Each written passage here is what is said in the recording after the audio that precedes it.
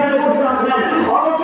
বিগত ফেসিবাদী সরকার এই পুলিশ বাহিনীকে নিয়েই এই জায়গা থেকে ছিড়িয়ে এই প্যান্ডেলগুলো ভেঙে গুলি গুলি করে দেয় নাই করে নাই আমার ঐক্যের সঙ্গে তাদের সাহস ভরপুরের মতো উঠে গিয়েছে সামনে অধিকারী আমরা ধরে রাখতে পারি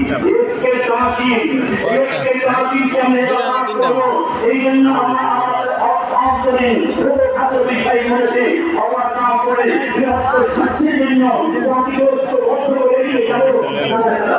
আমাদের সাথে আমাদের হাত তুলেছে